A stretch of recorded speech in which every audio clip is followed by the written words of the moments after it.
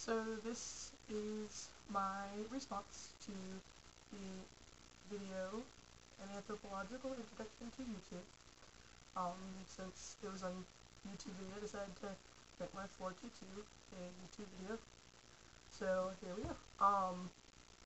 One of the quotes I thought was interesting was, think about what they're dancing in front of.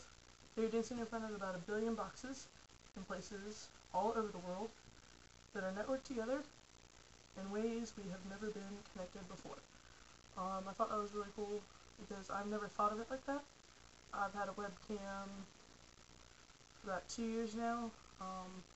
I've used it for Skype a lot of the time because I have friends in Germany, I have friends in France, I have friends across the country, I have friends in Canada, so I like to chat with them, and this quote made me realize, like, these videos, if I ever posted them on YouTube of my conversations with people, they'd be connecting, the world even more than I thought they could.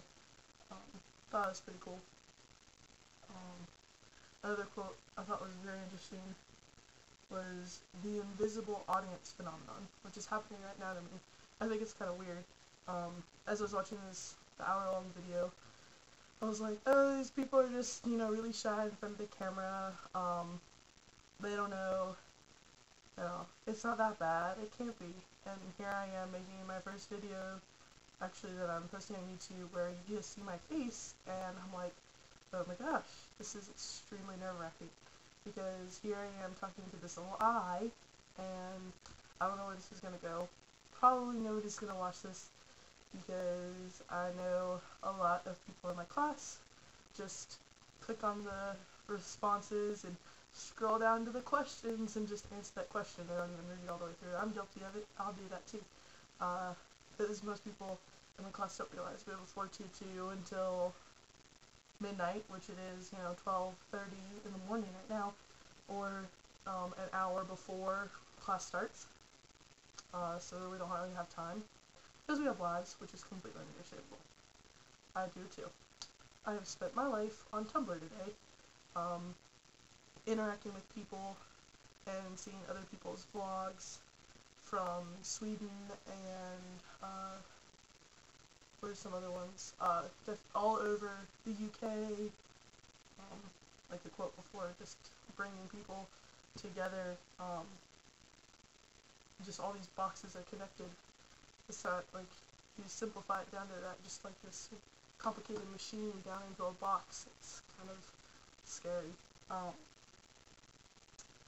So yeah, and then he's talked about how you're sizing up the context when you're talking to people, you know who you're talking to, you know the environment you're in, but this case, you don't know what the context is.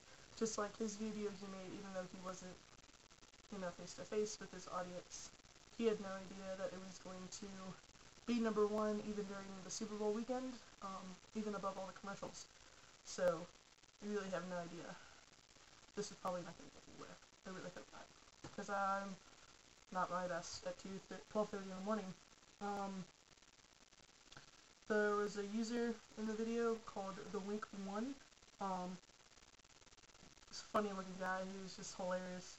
He said, I too am a fake. I don't really act like this moron type character in real life. And he was like moving his hands and he's like screaming at the camera, and which is true, because that whole section is about how the Lonely Girl 15 was an actress from New Zealand, and then the emo kid from Ohio is actually some British dude just pretending to be emo. It was just, I was thinking, yeah, there's a lot of fakes on YouTube, but isn't that the point? It kind of makes those of us who have always, wanted to be a star or something like that, kids always say, oh, I want to be an actress, I want to be an actor, I want to be a famous person. This makes you famous in a different way, you can be that actor, actress,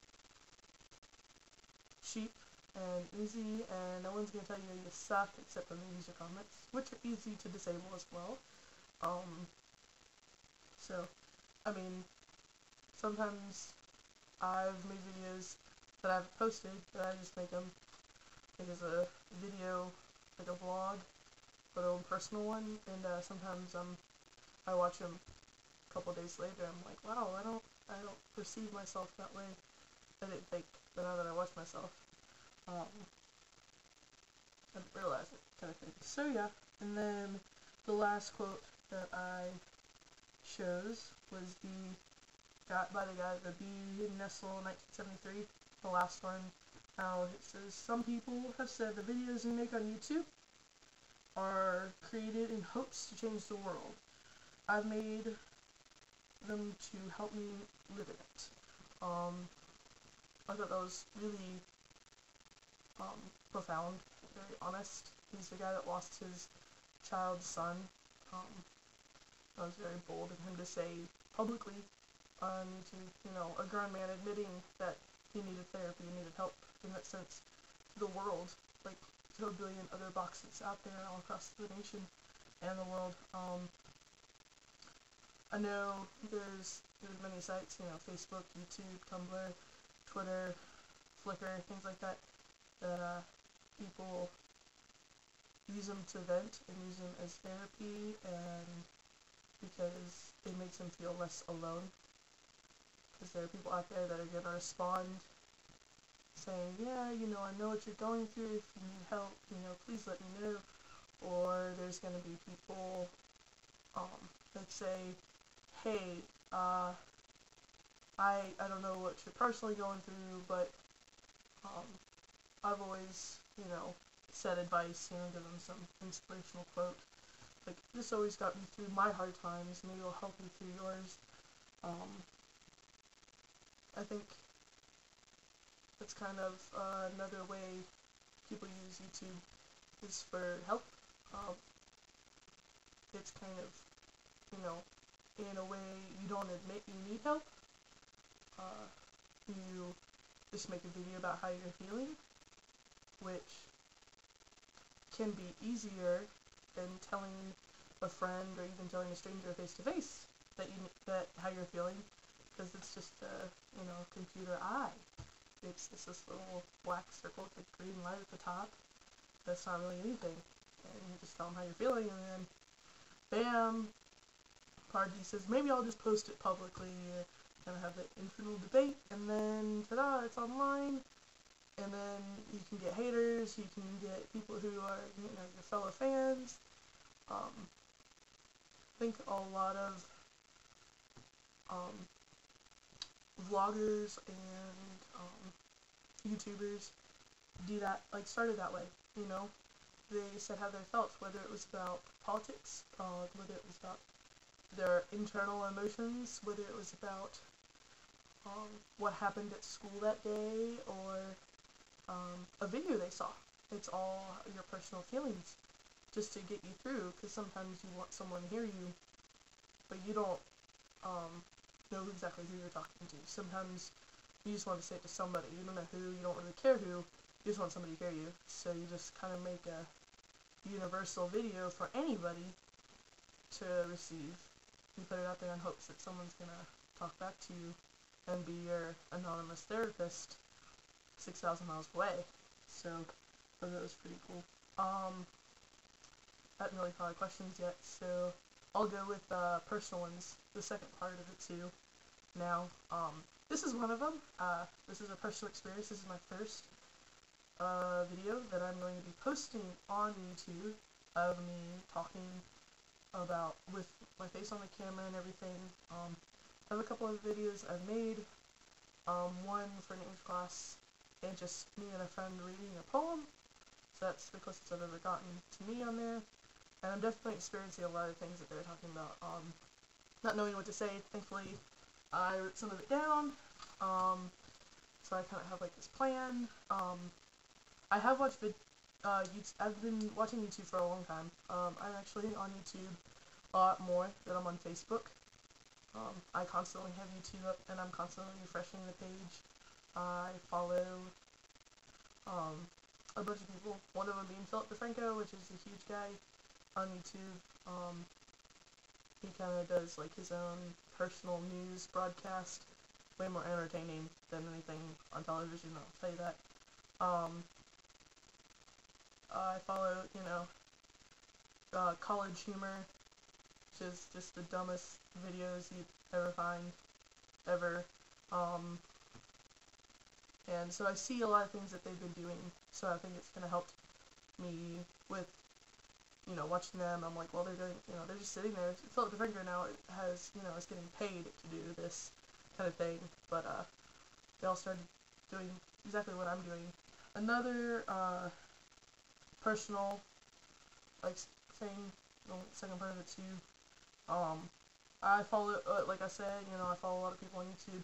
I'm also part of a website called Tumblr, which is kind of like a blogging site, set up kind of like Facebook, but blog version. It's pretty cool. It's for all the hipsters out there. Any hipster out there is looking for a new place, probably already on Tumblr. Anywho, there's a girl on there, that I started to follow a while back. I ended up starting to follow her because someone posted one of her posts about how she's going to kill herself. And all these people started to follow her and giving her this advice. Hey, you don't do that. We're here for you. We don't know you, but, don't do that. And so she came through. She's still posting, which is a good thing. She could be a fake. I don't think that's the point, though. It could be anybody, going through some really tough times. She says some things about, her dad doing this and stuff. She's all the way over in the UK. I don't know if any of this is true. But it doesn't really matter because she could be anybody. Anybody could be going through any of the problems she's having. And she just, she created a post on Tumblr hoping someone would hear. Hoping anybody, just one. And, hundreds of people responded, hoping, they see themselves in her. They see, their pain in her, because she's one of the few that has, the balls to put it out there and ask for help. So I thought that was really cool that she would go through that and she would, put herself out there, which is kind of like a shot in the dark. She could have gotten responses saying, oh yeah, kill yourself, you're totally worthless, you're wasting my air, you're a little whiny brat, I don't want to hear you anymore, you're ugly, you're fat, whatever, like, she could have got a lot of hate mail, and she has, she posts that too, a lot of hate mail, but, that she's gotten, but it happens, it's part of the, YouTube drama that this guy was talking about as well. So, I guess one of my questions for anybody, for my class more specifically, but anybody who has watched this video, have you ever posted a YouTube video like this? If so, do you think that this professor and the sample videos that he showed you are true? Have you felt the same feelings that I'm going through right now? This like kind of anxiety, or have you been like, it's not a big deal, I don't see what the big deal is, you're just talking to a camera and then you post it at the end. I'm just wondering if anybody else has gone through that. I've noticed a lot of people have been not so welcoming to the idea of connecting through the web and human relations changing to human kind of relations. Why, if you are opposed to, such an idea of YouTube connecting people, why are you, and have you ever tried? Do you follow anybody on YouTube? Have you ever watched videos on YouTube before? Have you ever made a YouTube video? Are you part of any other site besides Facebook and Twitter? Kind of thing. Just wondering for those kind of people. So I hope I actually get graded on this and I don't have to actually type this up, because this is kind of my assignment that I am doing. So have fun with your 422 and have a good night.